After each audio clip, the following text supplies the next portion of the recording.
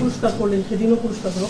এই যে ছিনতাইয়ের ঘটনা মোহাম্মদপুরে দিনে দুপুরে ঘটলো, উনি তো ওনার সাহসিকতার জন্য পুরস্কার দিলেন, কিন্তু এই ঘটনার ফলে সমাজে কি মেসেজ যায় যে এখনো ছিনতাই ঘটনা হচ্ছে এবং দিনে দুপুরে গিয়ে একটা মোবাইলের দোকানে হচ্ছে, এবং এই ছিনতাইয়ের ঘটনা আপনার কাছে নিশ্চয়ই মাননীয় মন্ত্রী এই তথ্য আছে যে ঢাকা শহরে আরো হচ্ছে, এটা একটু বাড়ছে, এটা কি কারণ? আইন শৃঙ্খলা নিয়ে মানুষের মধ্যে শঙ্কা আছে, স্বরাষ্ট্রমন্ত্রী কি বলবেন? Number one.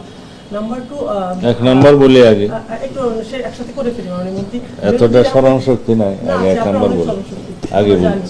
বেনজির আহমেদকে ফিরিয়ে আনার বিষয় ওইটা আলাদা করে বললে ভালো হবে। প্রশ্ন করে দিই না, পরে।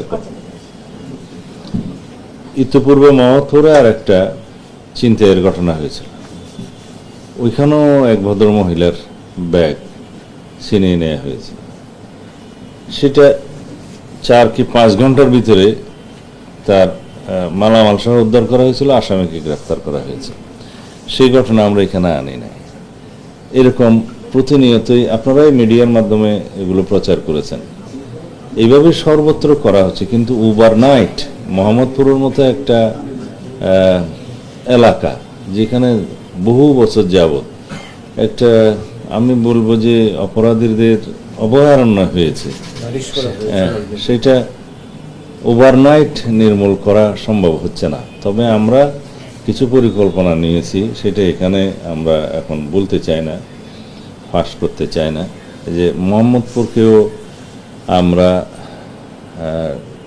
নিয়ন্ত্রণে নিয়ে আসবো ইনশাআল্লাহ, সেখানে অপরাধীদেরকে নির্মূল করা হবে পর্যায়ক্রমে। এটা পরিকল্পনার বিষয়, আমরা সেভাবে আগাবো। তবে এই বিষয়গুলো আমরা অ্যাড্রেস করছি, যেটাই আমাদের নজরে আসছে, যেটাই থানার মধ্যে রিপোর্ট করা হবে বা মামলা করা হবে বা গণমাধ্যমের মাধ্যমে, সোশ্যাল মিডিয়ার মাধ্যমে যেটা আমাদের নজরে আসবে, সেগুলো আমরা তাৎক্ষণিকভাবে আমরা অ্যাড্রেস করব। তো এইভাবে আমরা করে যাচ্ছি ইনশাআল্লাহ। এই পর্যন্ত বিগত 3 মাস 3.5 মাসে বাংলাদেশ পুলিশের যে অ্যাক্টিভিটিস, এখানে আমাদের আনন্দিত হওয়ার অনেক বিষয় আছে। আমাদের পুলিশ সদস্যদের উৎসাহিত করার জন্য, অনুপ্রাণিত করার জন্য আমরা এই কাজগুলো করছি, তারা তাদের দায়িত্ব যাতে সঠিকভাবে পালন করে। তবে 2-1টা ঘটনা যদি তাৎক্ষণিকভাবে অ্যাড্রেস নাও করা যায়, সেটা আমাদের তদন্তের মধ্যে থাকবে এবং সেটা যথাসময়ে সেটা অ্যাড্রেস করা হবে। নেক্সট